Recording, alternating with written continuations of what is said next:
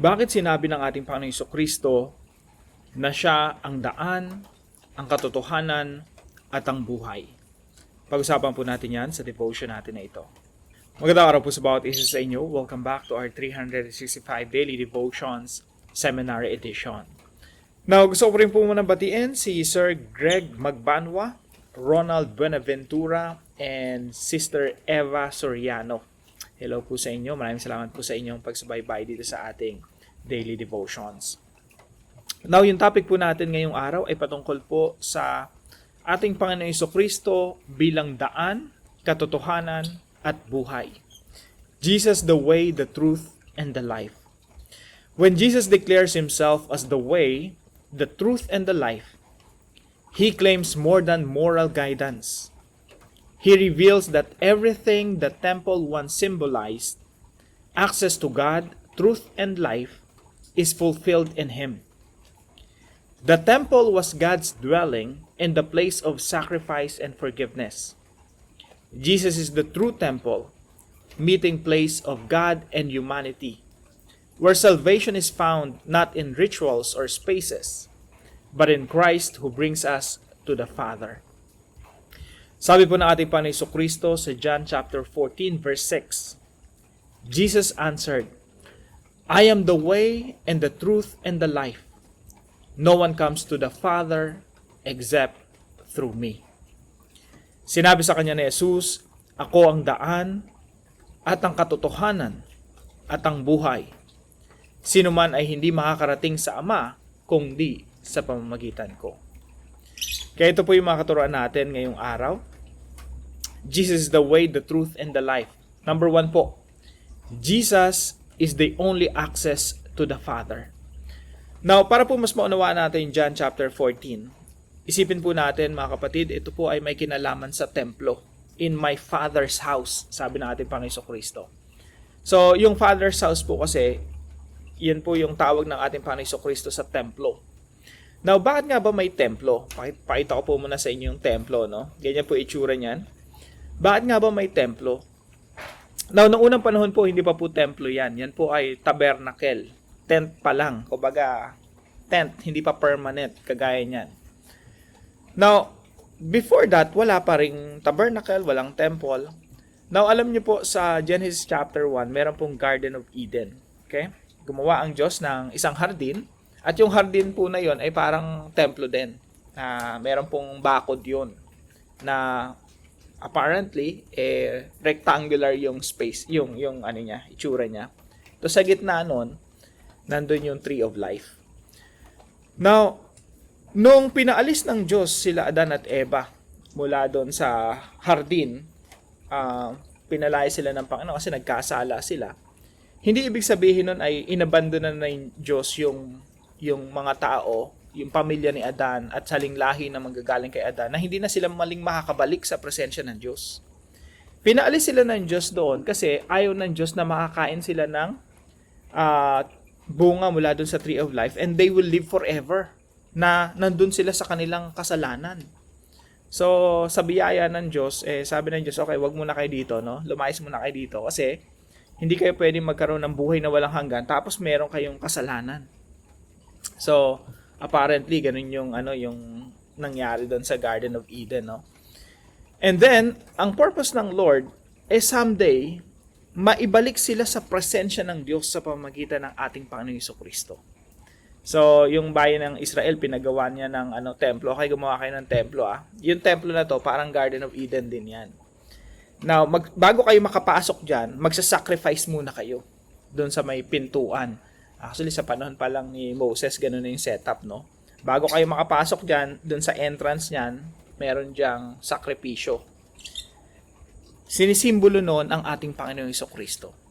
Ibig sabihin, dadaan ka muna kay Jesus bago ka makapunta doon sa presensya ng Diyos. Now, to make this long story short, medyo mahaba po kasi ito, from Genesis to Revelation to, no? Etong templo po na ito ay sinisimbolo lang ng ating Panginoong Jesucristo. Si Jesus talaga yung access. Siya lang yung kaparaanan para makabalik tayo sa presensya ng Diyos. So, when Jesus said, I am the way, basically sinasabi niya na ako, hindi yung templo, hindi yung mga hayop na sinasacrifice yan, hindi yung mga simbolo sa Old Testament. Yung daan patungo sa Ama. Ako ang daan patungo sa Ama. Gusto niyo ba magkaroon ng restored relationship with God? Ako ang daan. Yan po ang sinasabi ng ating Panginoon. Pangalawa po, Jesus is the fulfillment of all symbols. Lahat po ng mga simbolo sa Old Testament. Sa Old Testament, napakahirap intindihin po niya, no? Ang daming mga symbols, ang daming mga events, mga festivals, iba't ibang uri ng mga sacrifices. At napakarami pong ginagawa ng mga rituals dito po sa templo na ito. Now, sinasabi ng ating Panginoon Jesucristo na yung lahat ng yan, lahat ng makikita niyo sa Old Testament, ang katuparan niyan, ako. Actually, pag inaral niyo po itong templo na ito, pati yung ilaw dito, yung tinapay dito, yung mga sinasakripisyo dito, mga hayop, yung winiwisik dito doon, may sinasacrifice kasing hayop, tapos winiwisik doon sa Ark of the Covenant. Lahat ng yun patungkol yung kay Jesus. Sabi po dito sa John chapter 2, 19-21, Jesus answered them, "Destroy this temple and I will raise it again in 3 days." So, yung mga tao, sabi nila, 46 years to build this temple. Tagal-tagal naming tinayo ito. And you're going to raise it again in 3 days? Ibig sabihin, kaya mo itayo ito sa loob lang ng 3 araw? Pero ang sabi dito, but the temple he had spoken of was his body. Ang tinutukoy na templo ni Jesus Christ, yung kanyang katawan na mamamatay at muling mabubuhay sa ika-3 araw. Meaning to say, dito sa John chapter 2, tinitingnan ng ating Panginoon Jesucristo yung katawan niya bilang templo. Kaya napakahalaga po nitong verse na ito, na si Jesus na yung bagong templo. And Colossians chapter 2 verse 17, sabi dito, "These are a shadow of the things that were to come." Kaya huwag niyo po laging maririnig sa akin yung salitang shadow. Kasi yung Old Testament, yung templo sa Old Testament, yung mga sacrifice doon, anino lang. Ang tunay na realidad ay ang ating Panginoon Jesucristo. Ibig sabihin, kung may nabasa ka na mga rituals, sacrifices sa Old Testament, lahat ng yun patungkol yung kay Jesus Christ. Ibig sabihin, yung mga inaalay doon ng mga hayop, hindi talaga makakapagligtas yan sa iyo, hindi ka mapapatawad dahil dyan. Yan ay simbolo lang ng darating na Kristo. At sa pamagitan ni Kristo, merong kapatawaran, merong kaligtasan, may buhay na walang hanggan. So, these are a shadow of the things that were to come. The reality, however, is found in Christ. Mamaya po explain ko po yan sa separate video natin, itong mga shadows na ito, no? So, Jesus is the fulfillment of all symbols. Kaya napakaganda po ng Bible, eh. Yung Old Testament, it's all about symbols. All about Jesus, the coming of Jesus Christ. New Testament, dumating na si Jesus, siya na yung katotohanan. Siya na po yung reality. He is the true temple. Medyo, kung bago-bago pa po kayo na ito sa devotion natin na ito, parang medyo malalim yata, no? Pero isipin nyo na lang po yung Old Testament, prophecy, propesya ng pagdating ni Jesus. Sa New Testament, dumating na yung ipinangako sa Old Testament. And number 3 po, Jesus Himself is our eternal life. Dito po sa templo na ito, sa loob po niyan, nandyan po yung presensya, nandyan po yung buhay na walang hanggan. That's how they understood it, yung life of God. Kasi nandyan yung presensya ng Diyos, eh. So, yung tao, mula rito sa labas, bago makarating yan doon sa pinakaloob, dadaan muna yan sa maraming mga simbolo. Lahat po yun patungkol kay Jesus, no? Mga sacrifices. So, Jesus is the way, the truth, and the life. Magkakaroon ka ng buhay na walang hanggan, kapiling ng Diyos, kung ikaw ay dadaan sa ating Panginoon Jesucristo. Jesus Himself is our eternal life. Kaya po sabi dito sa 1 John chapter 5, 11-12, God has given us eternal life, and this life is in His Son. Whoever has the Son has life. Whoever does not have the Son of God does not have life. Kaya po kung si Kristo ay nasa iyong buhay, isinuko mo yung sarili mo kay Kristo at tinanggap mo siya bilang iyong Panginoon at tagapagligtas. Kung si Kristo ay nasa iyong buhay, meron ka ring buhay na walang hanggan sapagkat ang ating Panginoon Jesucristo, siya ang ating buhay na walang hanggan. If you have Jesus, you have eternal life. Paano po natin ito isasabuhay mga kapatid? Unang-una po, approach God through Jesus, the true temple. Yan po yung number 1. ABC lang po ito, no? Makikita nyo rin po yan sa Book of Hebrews. Approach God through Jesus, the true temple. Now, nung unang panahon po, para ma-approach mo si Lord, magkaroon ka ng fellowship and communion with God, laging sa pamamagitan ng templo. Kahit nga kung ikaw ay foreigner, hindi ka taga doon sa Jerusalem, mula sa iyong bansa, dadayo ka pa doon sa Jerusalem, no, to commune with God. Ngayon po hindi. You can approach God anytime, anywhere. Kahit ngayon kung nasa saan ka, you can approach God and God will listen to you. Because you're approaching God through Jesus Christ, the true temple. Si Jesus Christ yung meeting place natin ngayon. Hindi na yung templo doon sa Jerusalem noong unang panahon, kundi sa pamamagitan ni Kristo, pwede ka na makipag-usap sa Diyos directly. And you have to do it right now, no? Pangalawa po, believe that Jesus is both exclusive and inclusive. Ano pong ibig sabihin nito? Kailangan nating manampalataya na si Jesucristo, siya ay exclusive. Pag sinabi natin exclusive, mga kapatid, parang pag nagbuka sa restaurant at sabi mo, exclusive to kami lang dapat yung pwede. So pag sinabing exclusive, walang iba, kundi kung nagbuka ng restaurant or hotel or kung ano man, exclusive, ibig sabihin, ikaw lang, kayo lang, no? Walang iba. Now, si Jesus Christ, nung sinabi niya itong John 14:6, exclusive to. Sabi niya, I am the way, the truth, and the life. No one comes to the Father except through me. Ang sinasabi ni Jesus Christ, walang iba, ako lang. Walang ibang religion, walang ibang pananaw.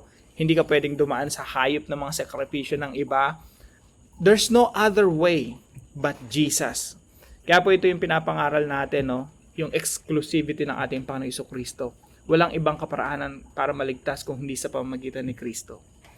Now, at the same time, inclusive. Ano po ba yung ibig sabihin ng inclusive? Kasama lahat. So, Jesus is exclusive. He's the only way, the truth, and the life. Pero lahat welcome na magkaroon ng fellowship with God, makasama sa kaharian ng Diyos, makasama sa church, sa pamilya ng Diyos, sa pamamagitan ni Kristo. So, exclusive, at the same time, inclusive. Inclusive, it means everyone is included. Kahit sino, welcome. Walang pinipilian Diyos, oy, iba lahi mo, hindi ka pwede, no? Oy, babae ka, hindi pwede, no? Babae, lalaki, slave, or master, kahit nung unang panahon, kasi may mga segregation sila. Lahat kayo welcome dito sa pamilya ng Diyos. Pangatlo po, commune with God through prayer and meditation. Pag sinabi natin commune, nakipag-niig ka sa Panginoon, nakipag-fellowship ka sa Panginoon. Kaya hinikayat ko po ang lahat na magkaroon tayo ng allotted time every day na wala tayong gagawin kundi makipag-commune, makipag-fellowship sa ating Diyos. We come to God in the name of the Lord Jesus Christ, and every time we pray, every time we approach God, nakikinig ang Diyos sa atin. Now, pag sinabi po nating meditation, ito naman po yung may binasa tayong salita ng Diyos, minimeditate natin, pinagmumuni-munihan natin. Ako po, pag nagme-meditate, nakapikit lang at ninanamnam ko yung salita ng Diyos. Yan po yung meditation, yung kumbaga nginunguya-nguya mo. Kumbaga pag kumain ka ng karne, hindi mo lulunukin agad.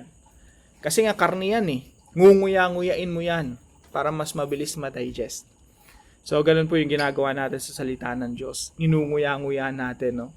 So, we spend time with God through prayer and meditation. Now, para po sa ating discussion, how much time should you spend in Bible reading, prayer, and meditation daily? Gano'n ba kahaba, no? Iba-iba po tayo, pero maganda mapag-usapan natin at mag-set tayo ng commitment na everyday, magbabasa ka ng Bible, i-meditate ko yan, at isasabuhay ko yan. Tayo po'y manalangin. Father, thank you for giving me Jesus, the true temple, who brings me into your presence. When I feel distant, remind me that access to you is found in Him alone. When my faith becomes shallow or routine, draw me back to Christ, where truth is revealed and life flows freely. Teach me to rest not in places or performances, but in the finished work of your Son.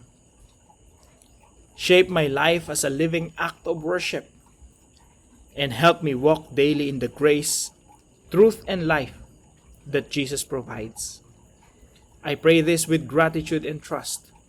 In Jesus' name, Amen and Amen. Maraming salamat po kay Mandy. Hello sa iyo, kapatid. Kung kayo po may natutunan, ipalam nyo lang po sa comment section right below this video. And please don't forget to share this devotion to your family and friends. God bless you po. See you po. One more time. Cut. God bless you po, and see you tomorrow 5 a.m. dito sa ating daily devotions.